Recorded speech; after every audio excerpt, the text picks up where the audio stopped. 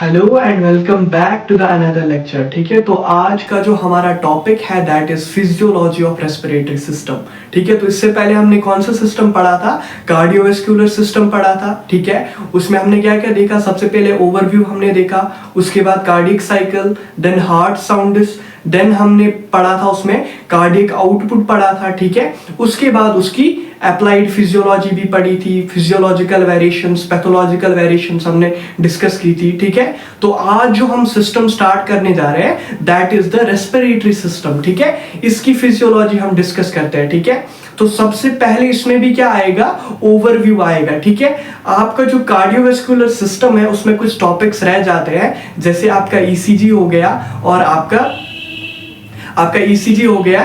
ठीक है, तो वो सारे क्या है? वो प्रैक्टिकल टॉपिक्स है। ठीक है, तो मैं क्या करूंगा, जो भी प्रैक्टिकल टॉपिक्स आएंगे आपके हर एक यूनिट में प्रैक्टिकल टॉपिक्स आएंगे। जैसे इस वाले यूनिट की बात करूं तो इसमें आएगा आपका एलएफटी। ठीक है, तो लंग फंक्शन टेस्ट होता है वो आएगा इसमें। ठीक है, तो जो जो प्रैक्टिकल टॉपिक्स आएंगे, ठीक है, जैसे आपका ईसीजी हो गया, आपका एलएफटी हो गया, आपका एट्रियल ब्लड प्रेशर हो गया, ये सारे मैं एक अलग प्लेलिस्ट में डाल दूंगा, आप वहां से इनको देख लेना। ठीक है, तो यहाँ पे हम अभी मेनली डिस्कस क्या करेंगे? Theoretical topics. ठीक है, जो एग्जाम पॉइंट ऑफ व्यू से बहुत इंपॉर्टेंट है। ठीक है, तो सबसे पहला जो मैंने टॉपिक लिया इसमें दैट इज ओवरव्यू। ठीक है, तो हम आज से स्टार्ट करेंगे that is physiology of respiratory system. तो इस सिस्टम में बहुत सारे कंफ्यूजिंग टॉपिक्स होते हैं, जैसे ट्रेकियोब्रैंकियल ट्री होता है, आपका रेस्पिरेटरी यूनिट होता है, टाइप 1 सेल, टाइप 2 सेल्स क्या होती है, अल्वियोल स्ट्रक्चर। ठीक है, तो बहुत सारे कंफ्यूजन इस चैप्टर से रिलेटेड होता है, तो आज वो सारे क्लियर होने वाले हैं। आप मेक श्योर कीजिए, इसके नोट्स बनाइए एंड चीजों को समझते जाइए अच्छे से। तो ठीक है, हम स्टार्ट करते हैं अपना topic that is the physiology of respiratory system. तो सबसे पहले हम लोग समझते हैं रेस्पिरेटरी सिस्टम क्या होता है। It is a system in the body which involves the exchange of gases.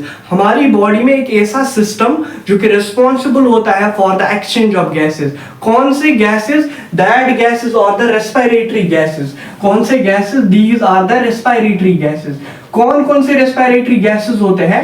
These are two, oxygen and carbon dioxide. So that system which is responsible for the exchange of gases, that system is called as a respiratory system, and the process through which this is happening, exchange is happening, that process is called a respiration. So what is respiration? अगर मैं simple words में कहूँ, respiration is the intake of oxygen and release of carbon dioxide. एक ऐसा process जिसमें हम oxygen का intake करते हैं एंड कार्बन डाइऑक्साइड को रिलीज करते हैं, that process is called as the respiration. और एक ऐसा सिस्टम जो कि इस प्रोसेस को कैरी आउट करेगा, उस सिस्टम को कहेंगे हम रेस्पिरेटरी सिस्टम।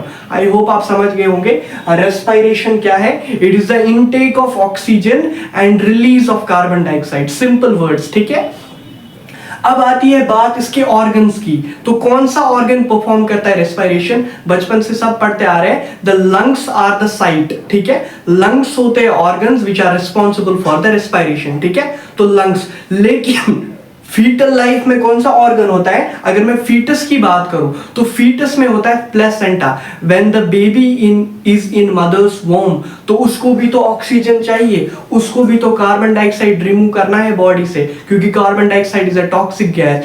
वो किसके थ्रू होता है? फीटस में जब लंग्स नॉन फंक्शनल होते हैं, this respiration process is carried out by the structure called as the placenta. इसको कौन कैरी आउट करता है? इसको कैरी आउट करता है प्लेसेंटा। ये प्लेसेंटा क्या होता है? It's a connection between the mother and the foetus through which exchange of gases, nutrients and waste products takes place. ठीक है, इसके थ्रू भी एंटीबॉडीज भी जाती है। ठीक है, वो आप आगे पढ़ेंगे जब हम रिप्रोडक्टिव सिस्टम की फिजियोलॉजी पढ़ेंगे। ठीक है, फिलहाल हमें इतना याद रखना है कि फीटस में जो प्लेसेंटा होता है, it is the site of exchange of gases. And adults की मैं बात करूं, उनमें कौन सा रेस्पिरेटरी ऑर्गन होता है? लंग्स होता है। तो ये ऑर्गन की बात होगी। ठीक है, तो ऑर्गन के बाद हम देखेंगे जो रेस्पिरेशन होती है, इसके दो फेजेस होते हैं। ठीक है, कौन कौन से फेजेस होते हैं?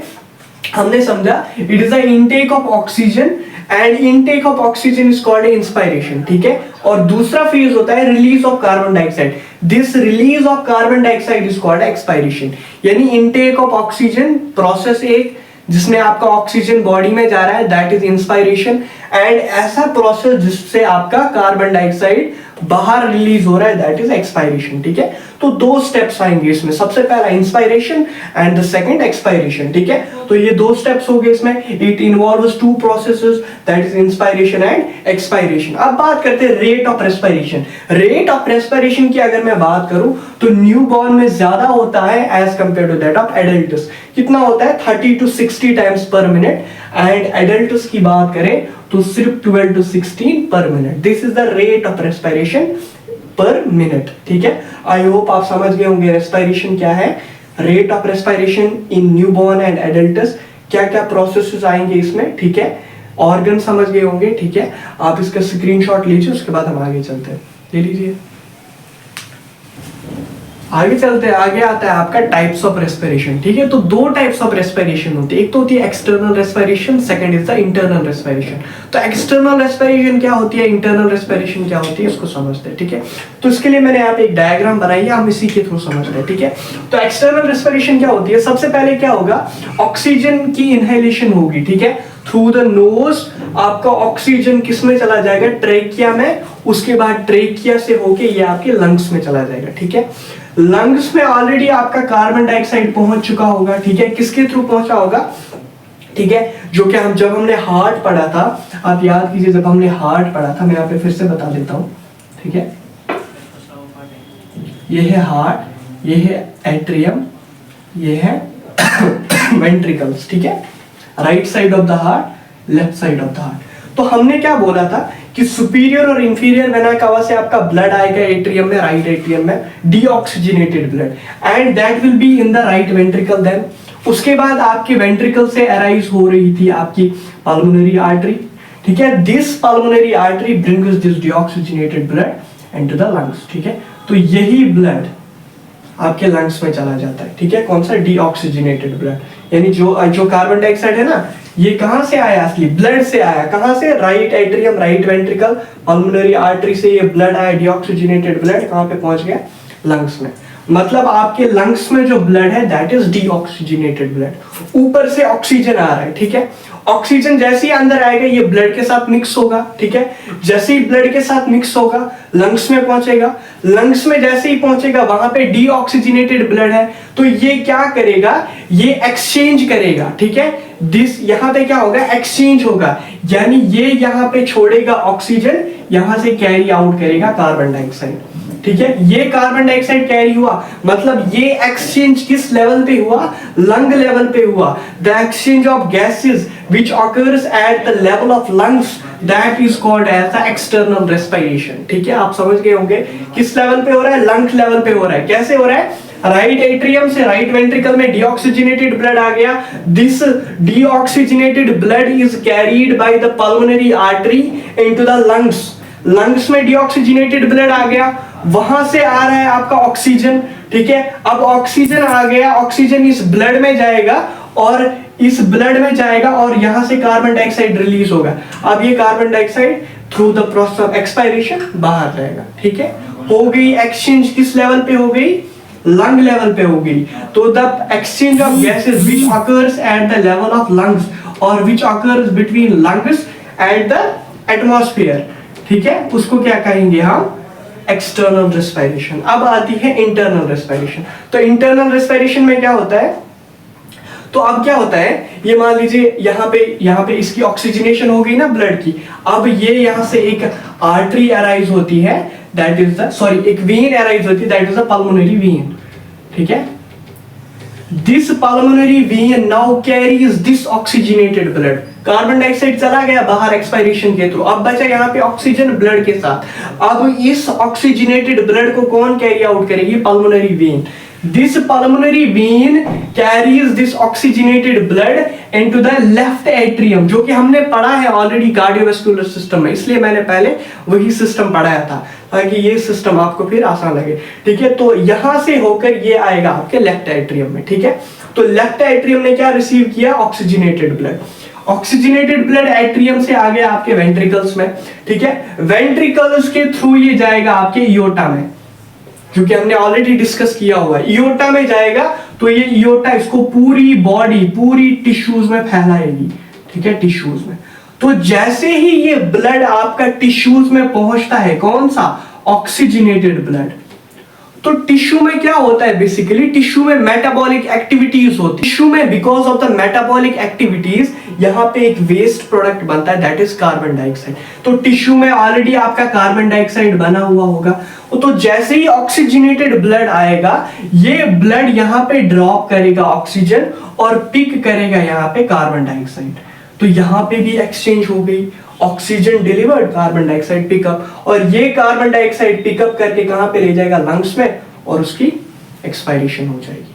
तो एक्सचेंज दो लेवल्स पे हो रहा है, अगर आपने देखा होगा, एक तो आपके लंग्स लेवल पे हो रहा है, दूसरा आपके टिश्यू लेवल पे हो रहा है। The exchange of gases at the level of lungs, this is called as external respiration, and the exchange of gases at the level of tissue, this is called as internal respiration। तो आप समझ गए होंगे internal respiration क्या है, external respiration क्या है, ठीक है। तो कैसे हो रहा है, हार्ट भी इंक्लूडेड है, कैसे सर्कुलेट कर रहा है ब्लड को, ठीक है, तो क्या हो रहा है आप समझ गए। मैं फिर से बता देता हूं, सबसे पहले आपके राइट एट्रियम ने रिसीव किया डीऑक्सीजनेटेड ब्लड, राइट एट्रियम से वो किस में चला गया, राइट वेंट्रिकल में, राइट वेंट्रिकल से होके एक आर्टरी निकलती है, that is pulmonary artery. This pulmonary artery carries this deoxygenated blood into the lungs, जहां पे ऑक्सीजनेशन होती है। अब कैसे ऑक्सीजनेशन होती है, वहां से ऊपर से ऑक्सीजन आ रहा है through the process of inspiration, यहां पे डीऑक्सीजनेटेड ब्लड पहुंच गया। अब क्या होगा, ये ब्लड ऑक्सीजन के साथ एक्सचेंज करेगा, यानी ये कार्बन डाइऑक्साइड को इधर छोड़ेगा और पिक करेगा ऑक्सीजन को, और ये कार्बन डाइऑक्साइड एक्सेल आउट होगा by the process of expiration. अब बचा ऑक्सीजन, ऑक्सीजन ब्लड के साथ मिक्स हो गया, बन गया oxygenated blood. Now this oxygenated blood is carried to the left atrium by pulmonary vein. Pulmonary vein इसको लेके जाएगी लेफ्ट एट्रियम में, लेफ्ट एट्रियम से आ गया लेफ्ट वेंट्रिकल में, लेफ्ट वेंट्रिकल से इयोटा में, और इयोटा के थ्रू ये पूरी बॉडी में फैलता है, टिश्यू में पहुंच जाता है। तो जैसे ही ये टिश्यू में पहुंचेगा, टिश्यू में मेटाबॉलिक प्रोसेस हो रही है कंटिन्यूअसली, तो वो क्या प्रोड्यूस कर रही है, कार्बन डाइऑक्साइड प्रोड्यूस कर रही है।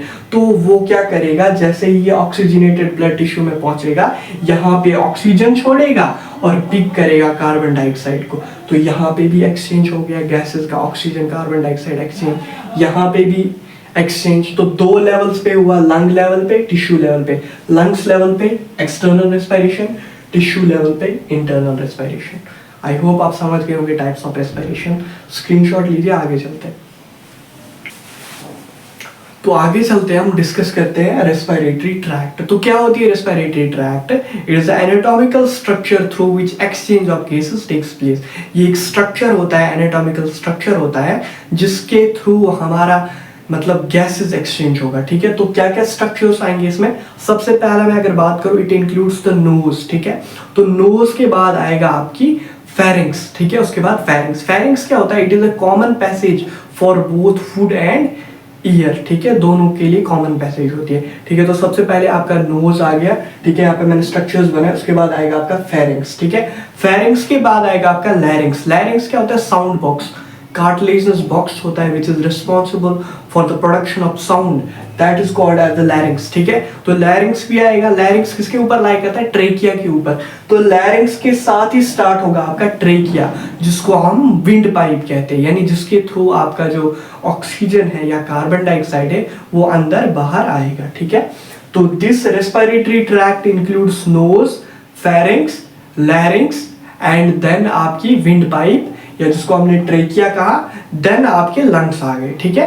तो ट्रेकिया का दूसरा नाम विंड पाइप। तो लंग्स की बात करें तो लंग्स जो होता है, it is covered by the pleural membrane, ठीक है। Lungs is covered by the pleural membrane, इसको एक मेम्ब्रेन इनक्लोज करता है, that is called as the pleural membrane. This pleural membrane consists of two layers, outer parietal, inner visceral, जो कि आप यहाँ देख सकते हैं, मैंने इसकी दो लेयर्स बनाई। एक तो आउटर होती है, इसको बोलते हैं parietal, parietal pleura, and inner is called as a visceral pleura, visceral pleura, ठीक है। ये जो दो है पैराइटल और विसरल प्लूरा, ये एक कैविटी को इनक्लोज करते हैं। यहाँ पे देख रहे हैं स्मॉल कैविटी, इसको इसको बोलते हैं pleural cavity. This cavity is called as a pleural cavity, ठीक है। So this parietal and visceral pleura enclose a cavity called as a pleural cavity। अब इस pleural cavity में क्या होता है, इसमें होता है interpleural fluid होता है इसमें, ठीक है। This pleural cavity contains interpleural fluid, यानी इस कैविटी में आपके एक फ्लूइड प्रेजेंट होगा, that is called as the interpleural fluid. ये इसका काम क्या होता है इंटरप्लूरल फ्लूइड का, ये प्रिवेंट करता है फ्रिक्शन, ठीक है। फ्लूइड का काम क्या है, इट प्रिवेंट्स द फ्रिक्शन, ठीक है। तो हमने देखा lungs is covered by the double plural membrane, ठीक है। दो, एक तो parietal outer and inner visceral, both these parietal and visceral encloses a cavity called as a pleural cavity, and this pleural cavity contains a fluid called as interpleural fluid, ठीक है, समझ गए होंगे। अब क्या होता है, ड्यूरिंग वेरियस पैथोलॉजिकल कंडीशंस क्या होता है, ये जो प्लूरल कैविटी है एक्सपैंड कर जाती है। मान लीजिए अभी ये इतनी है, तो पैथोलॉजिकल कंडीशंस कुछ ऐसी होती है जिसमें ये एक्सपैंड कर जाती है। क्यों एक्सपैंड कर जाती है, because of accumulation of air, या तो इसमें एयर एक्यूमुलेट होगा। अगर एयर एक्यूमुलेट हुआ इस प्लूरल कैविटी में, that pathological condition is called as a pneumothorax, that is called as a pneumothorax। तो pneumothorax is a pathological condition characterized by the accumulation of air in the pleural cavity। So when this pleural cavity is expanded with accumulation of air and a pathology arises called as a pneumothorax, ठीक है। अगर इसी pleural cavity में expand हुई because of accumulation of water, that pathology is called as a hydrothorax. Hydro means water, ठीक है, hydrothorax. अगर इसी प्लूरल कैविटी में क्या आ गया, वाटर आ गया और ये एक्सपैंड कर गई, तो इस कंडीशंस को क्या कहेंगे, हाइड्रोथोरैक्स। उसके बाद आती है हीमोथोरैक्स। अगर ब्लड की वजह से एक्सपैंड की ये प्लूरल कैविटी, तो उसको कहेंगे हीमोथोरैक्स। तो अगर एयर की वजह से एक्सपैंड कर गई प्लूरल कैविटी आपकी, then is called pneumothorax. Water की वजह से हाइड्रोथोरैक्स एंड ब्लड की वजह से haemothorax. These are the three pathological conditions which are associated with the pleural cavity. I hope आप समझ गए होंगे pleural cavity, pleura, trachea, larynx, ठीक है। आप इसका स्क्रीनशॉट लीजिए, आगे चलते हैं।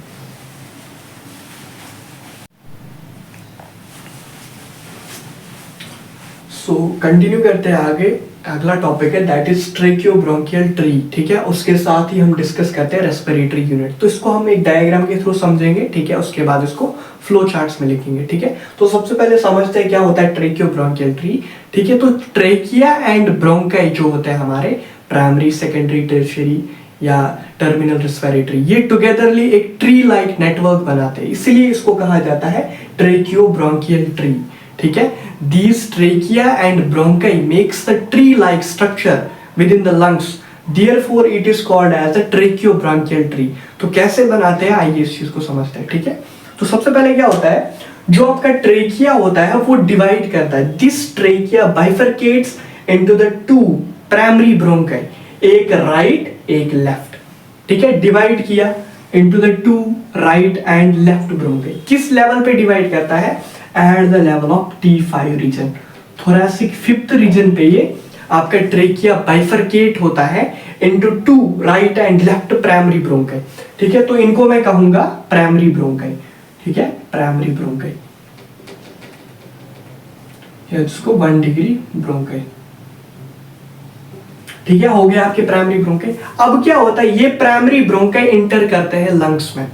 जैसे ही लंग्स में ये इंटर करते हैं, these divide into the secondary bronchi, ठीक है। लंग्स में पहुंच गए, अब ये डिवाइड करेंगे सेकेंडरी ब्रोंकाई में, ठीक है। ऐसे यहां से भी, ठीक है। तो सेकेंडरी ब्रोंकाई में डिवाइड किए, तो ये क्या है आपके सेकेंडरी ब्रोंकाई।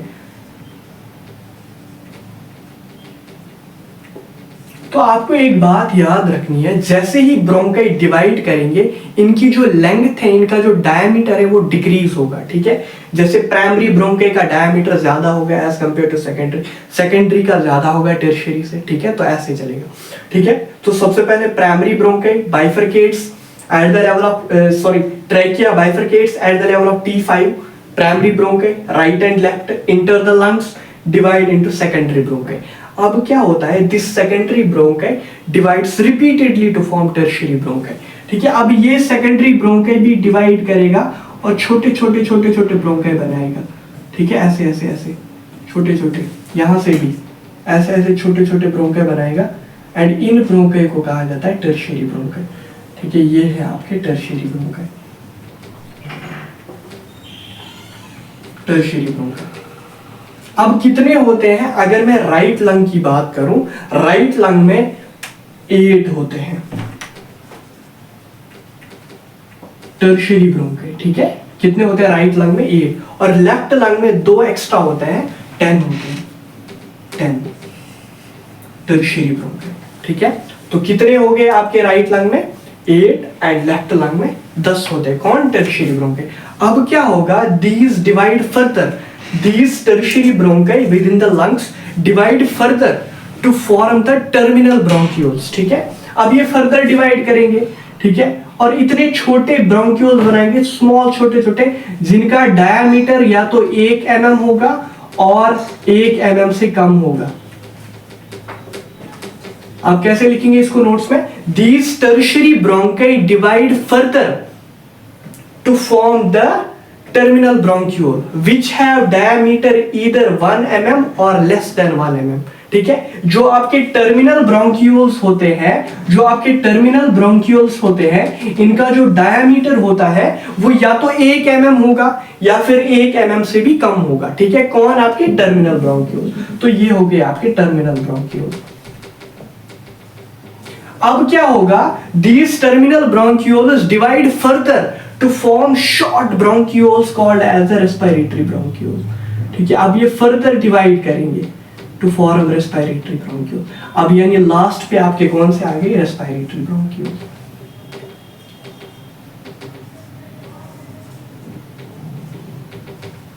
और इनका जो डायमीटर होगा, इनका 1 mm था या 1 mm से लेस, इनका होता है 0.5 mm।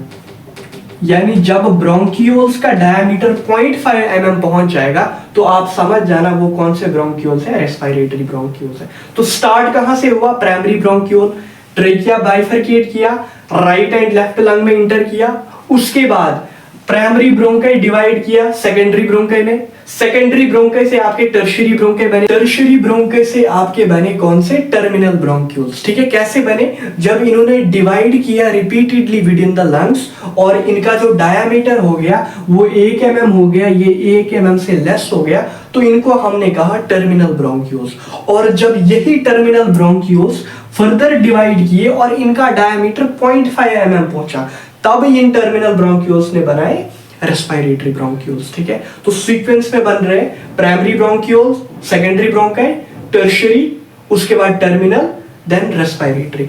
अब ये जो रेस्पिरेटरी ब्रोंकाई होता है ये आपका रेस्पिरेटरी यूनिट बनाएगा, ठीक है। कैसे बनाएगा? सबसे पहले मैं इस चीज को फ्लो चार्ट्स में लिखूंगा, उसके बाद हम रेस्पिरेटरी यूनिट समझेंगे, ठीक है। आप स्क्रीनशॉट लीजिए, आगे चलते हैं। तो आइए समझते हैं आगे रेस्पिरेटरी यूनिट क्या होता है, ठीक है। तो सबसे पहले मैंने इस ट्रेकियोब्रैंकियल ट्री को फ्लो चार्ट्स में लिखा है। देखिए सबसे पहले ट्रेकिया था, ट्रेकिया बाइफरकेट किया right and left primary bronchi में, ठीक है। उसके बाद प्राइमरी ब्रोंकाई लंग्स में इंटर किए, डिवाइड किए सेकेंडरी ब्रोंकाई में, सेकेंडरी ब्रोंकाई से आपके टर्शियरी ब्रोंकाई आ गए। टर्शियरी ब्रोंकाई कितने थे? राइट लंग में 8 थे, लेफ्ट लंग में 10 थे।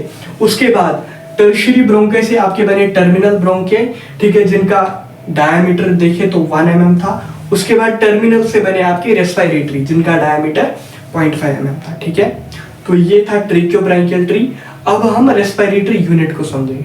तो रेस्पिरेटरी यूनिट जो होगा it will start from the respiratory bronchiole, इसलिए मैंने यहाँ पे प्राइमरी सेकेंडरी टर्शियरी नहीं लिखा, डायरेक्ट रेस्पिरेटरी ब्रोंक्यूल लिखा, ठीक है। तो अब क्या होता है समझते जा रहे हैं, ठीक है। रेस्पिरेटरी ब्रोंक्यूल क्या कहते हैं? आगे मूव करते हैं, ठीक है। These respiratory bronchiole, ठीक है, forms ductus, ये फॉर्म करते हैं कुछ डक्टस जिनको हम रेस्पिरेटरी डक्टस कहते हैं, ठीक है। ऐसे ये डक्टस बनाएंगे, ठीक है, ऐसे इनको क्या कहेंगे? Respiratory ductus.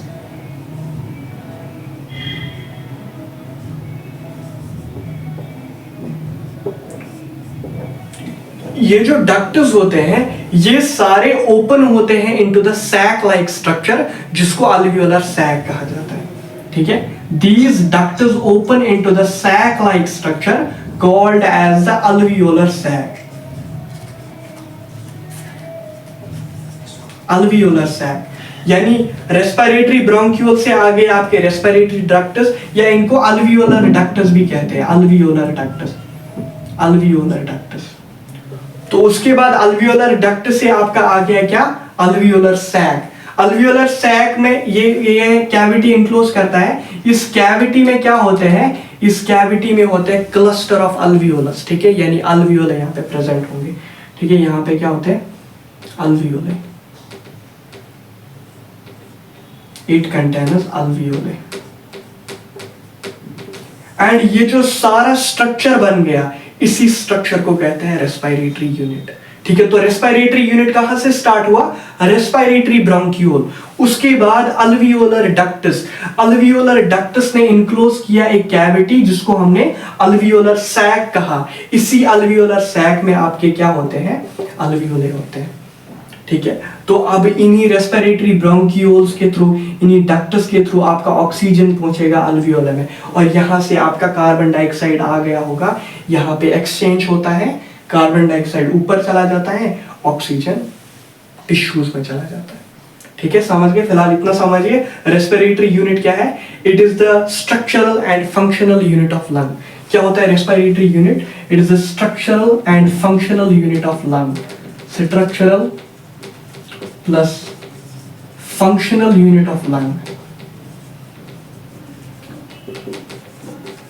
यानी अगर मैं एक्चुअल साइट की बात करूं, एक्सचेंज ऑफ गैसेस की बात करूं, दिस इज रेस्पिरेटरी यूनिट। क्योंकि ये इसी में आ रहे हैं आपके अल्वियोले भी, तो यही बनेगा actual site of gases exchange, that is the respiratory unit. तो अगर आपसे कोई पूछता है what is the structural and functional unit of lungs, it is the respiratory unit, ठीक है, रेस्पिरेटरी यूनिट। तो क्या क्या इंक्लूड करता है respiratory unit, it includes respiratory bronchiole, respiratory ducts या जिनको अल्वियोलर डक्ट्स कहते हैं, then alveolar sac, then alveoli, ठीक है। चार चीजें आएंगी इसमें, respiratory bronchiole, respiratory ducts, alveolar sac and fourth alveoli. ये सारा आपका मिलके बनाता है रेस्पिरेटरी यूनिट। तो आपका ट्रेकियोब्रैंकियल ट्री हो गया, रेस्पिरेटरी यूनिट हो गया। आप इसका स्क्रीनशॉट लीजिए, उसके बाद आगे चलते हैं। चलिए अब इसका लास्ट पोर्शन डिस्कस करते हैं इस चैप्टर का, that is the non respiratory functions. तो अदर देन रेस्पिरेशन हमारी जो रेस्पिरेटरी ट्रैक्ट है क्या क्या फंक्शंस परफॉर्म करती है वो समझते हैं, ठीक है। तो सबसे पहला फंक्शन जो है दैट इज ऑल्फैक्शन। ऑल्फैक्शन क्या होता है, सेंसेशन ऑफ स्मेल, ठीक है। तो ऑल्फैक्शन क्या होता है, हमारी जो नेजल म्यूकोसा मेम्ब्रेन होती है उसमें ऑल्फैक्टरी रिसेप्टर्स होते हैं, ठीक है। नेजल म्यूकोसा मेम्ब्रेन में हमारे क्या होता है, ऑल्फैक्टरी रिसेप्टर्स, जो कि सेंसेशन ऑफ स्मेल परसीव करते हैं, ठीक है, जो कि हमें देते हैं सेंसेशन ऑफ स्मेल। तो रेस्पिरेशन के बगैर भी इसका काम हो गया, दैट इज ऑल्फैक्टरी सेंसेशन, ठीक है। दूसरा फंक्शन की अगर मैं बात करूं, that is the larynx. Larynx जो होता है it is responsible for the vocalization, that is production of sound. Larynx किसका पार्ट था, अभी हमने देखा it is a part of respiratory tract, nose, pharynx, larynx, trachea, lungs, ठीक है, जब हमने डिस्कस किया था अभी। तो लैरिंक्स जो है अदर देन रेस्पिरेशन, इसका क्या काम है, help us in vocalization, that is production of sound. चूंकि नॉन रेस्पिरेटरी फंक्शंस हम डिस्कस कर रहे हैं, ठीक है। उसके बाद prevention of dust particles by nasal hairs and mucosa.